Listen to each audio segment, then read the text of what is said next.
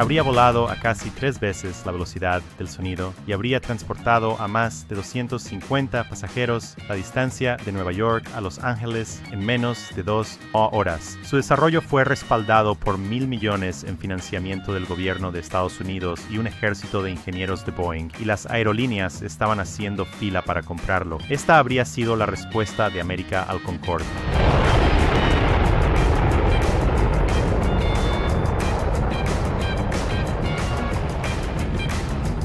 La década de 1960 fue marcada por un optimismo implacable hacia el futuro.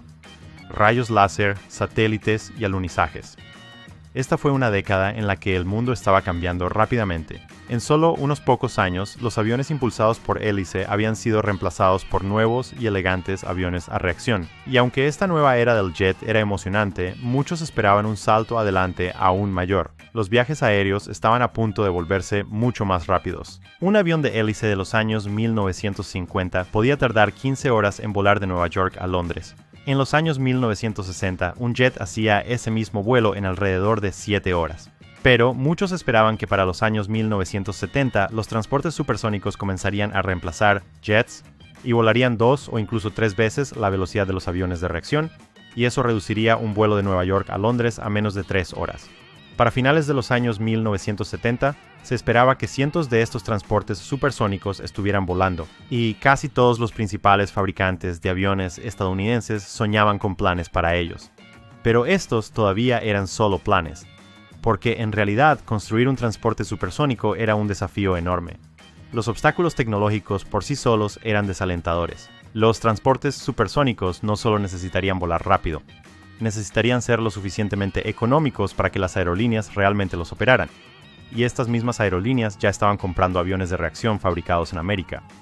Los fabricantes estadounidenses tenían casi dominado el mercado de la aviación comercial, así que no había voluntad de invertir las enormes sumas de dinero necesarias para llevar adelante alguno de estos planes. Pero al otro lado del Atlántico, los británicos y los franceses no se estaban quedando de brazos cruzados. En 1962, los dos países anunciaron una asociación para construir Concorde, y esto marcó el primer esfuerzo serio por construir un avión supersónico de pasajeros.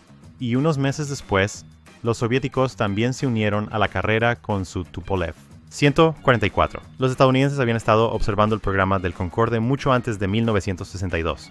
A lo largo de los años, observaron cómo el programa se transformaba de un concepto a una empresa seria. Y eso comenzó a preocupar a los estadounidenses, funcionarios. Porque si los británicos y los franceses fueran los primeros en abrir el mercado de transporte supersónico y lo hicieran sin competencia, bueno, eso podría amenazar seriamente la ventaja de América en la aviación civil. Miles de empleos aeroespaciales podrían estar en juego. Un futuro presidente estadounidense podría verse obligado a volar en un supersónico construido en el extranjero. Transporte. Y las aerolíneas también comenzaban a mostrar interés. Pan American World Airways, en ese momento la aerolínea internacional estadounidense más grande, incluso anunció su intención de comprar Concordes. Así que en 1963 la carrera comenzó. El presidente Kennedy anunció que el gobierno de los Estados Unidos ayudaría a financiar el desarrollo de un transporte supersónico americano. Se invitó a los fabricantes a participar en un concurso de diseño, que delineó un conjunto ambicioso de objetivos. Desarrollar un avión considerablemente más rápido y más grande que el Concorde, con una economía comparable a los jets subsónicos regulares. Igualmente ambiciosas eran las propuestas de diseño de los 3 fabricantes estadounidenses participantes, pero después de años de evaluación fue el diseño de Boeing el que finalmente se eligió en 1967. Y esta fue la propuesta de diseño de Boeing, el 2707. Volaría considerablemente más rápido que Concorde, lo que introdujo una serie de desafíos técnicos que requerían algunas soluciones bastante radicales. Como todos los transportes supersónicos, la forma del Boeing 2707 era altamente aerodinámica, pero también presentaba algo inaudito para un avión de su tamaño, un ala de geometría variable. Durante el aterrizaje y despegue, las alas del 2707 se pivotaban hacia adelante para permitir velocidades de vuelo más bajas y aumentar el control. Durante el crucero supersónico, Sus alas se retraerían hacia atrás para contrarrestar la gran resistencia aerodinámica que experimentaría al acercarse a 3 veces la velocidad del sonido. El 2707 sería propulsado por 4 turborreactores equipados con posquemadores. Para contrarrestar el calor que generaban, estaban posicionados de manera única bajo la aeronave en la parte trasera. Pero esto hizo que el avión fuera pesado en la parte trasera y eso significaba que el 2707 necesitaba un juego extra de tren de aterrizaje, porque volaría considerablemente más rápido que el Concorde. La fricción atmosférica calentaría el exterior del 2707 a varios cientos de grados Fahrenheit, temperaturas lo suficientemente altas como para ablandar el aluminio regular de los aviones. Entonces, Boeing necesitaría construir un fuselaje de titanio, con componentes y sistemas especialmente diseñados para soportar el calor enorme, y volaría mucho más alto que un jet típico, lo que significaba más presurización. De ahí las diminutas ventanas de la cabina, que solo medían 6 pulgadas. Afortunadamente para los pasajeros, el Boeing 2707 contaría con un avanzado sistema de entretenimiento a bordo. Con una cabina llena de televisores, Boeing estaba seguro de que el 2707 podría entrar en servicio con las aerolíneas para mediados de la década de 1970. Pero este avión estaba llevando la tecnología de los años 1960 mucho más allá de sus límites. Ni siquiera estaba cerca de estar listo. Para comenzar, la aleación de titanio necesaria para el fuselaje del 2707 era cara y difícil de trabajar. El mecanismo de ala de geometría variable era complejo y enormemente pesado. No iba a funcionar y eventualmente Boeing se vio obligado a volver a la mesa de diseño, diseñando un avión con un ala delta más convencional como el Concorde. Pero incluso mientras Boeing luchaba por superar sus enormes desafíos de ingeniería, había un problema aún mayor. A velocidades supersónicas, las aeronaves generan fuertes explosiones sónicas que se pueden escuchar a lo largo de toda la ruta de vuelo supersónica. Un Boeing 2707 volando a 60.000 pies produciría una explosión sónica que se escucharía hasta 30 millas de distancia. Se estimaba que un solo vuelo transcontinental produciría explosiones sónicas escuchadas por más de 5 millones de personas. Y para ver cuán tolerante era la gente, en 1964, las buenas personas de la ciudad de Oklahoma fueron sometidas a 6 meses de pruebas diarias de explosiones sónicas por la FAA y la Fuerza Aérea. Con los jets supersónicos volando regularmente por encima, los estallidos rompieron ventanas en 2 de los edificios más altos de la ciudad. Las pruebas tuvieron que terminar antes de tiempo. Más de 15,000 residentes presentaron quejas y otros 5,000 presentaron reclamaciones por daños a la propiedad. Un cuarto completo de los residentes de la ciudad afirmó que no podía tolerar vivir con el ruido. La prueba del boom de Oklahoma ocurrió solo meses después de que se anunciara el esfuerzo supersónico de América,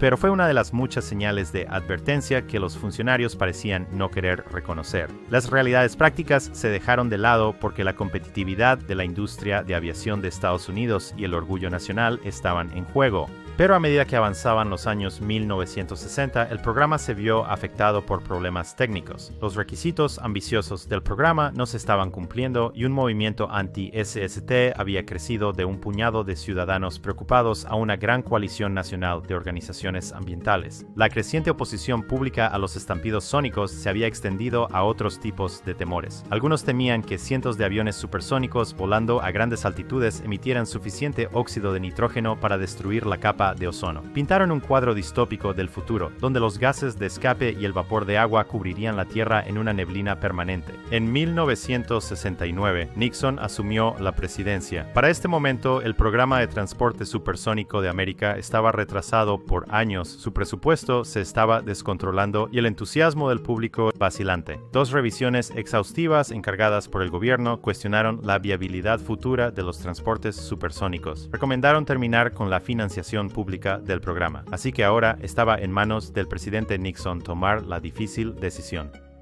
Durante 50 años, los Estados Unidos han liderado el mundo en transporte aéreo. La decisión que anunciamos hoy significa que continuaremos manteniendo el liderazgo en este campo. Se va a construir el transporte supersónico. A estas alturas, muchos podían ver que los días del Boeing 2707 estaban claramente contados. Con una situación económica en deterioro en los Estados Unidos, el programa se estaba convirtiendo rápidamente en un tema político controvertido. En 1971, el Senado de los Estados Unidos rechazó cualquier financiamiento adicional para el proyecto y el Boeing 2707 murió oficialmente. 2 años después, la FAA prohibió toda la aviación civil supersónica sobre los Estados Unidos debido a preocupaciones por estruendos sónicos. Esto afectó enormemente el potencial de ventas del Concorde y la viabilidad de cualquier futuro transporte supersónico. Durante la década de 1960, muchos habían predicho que cientos de transportes supersónicos surcarían los cielos en las próximas décadas. Aunque el Concorde voló durante muchos años, solo 14 fueron entregados a solo 2 aerolíneas. El Tu-144 de la Unión Soviética solo voló en servicio regular de pasajeros durante 8 meses y en una sola ruta. Cuando el proyecto 2707 fue cancelado, la amenaza de competencia extranjera y las preocupaciones sobre el prestigio nacional ya no eran lo suficientemente grandes como para contrarrestar las presiones políticas, económicas y ambientales. La percepción del público sobre los programas gubernamentales y el optimismo por la tecnología se habían desvanecido. A lo largo de la década de 1960, el mundo claramente había cambiado. Gracias a Audible por patrocinar este video y hacer posible este canal. Ve a audible.com/mustard o envía un mensaje de texto con la palabra mustard al 500500 para obtener una prueba gratuita exclusiva de 30 días y obtendrás un audiolibro de tu elección para gratis.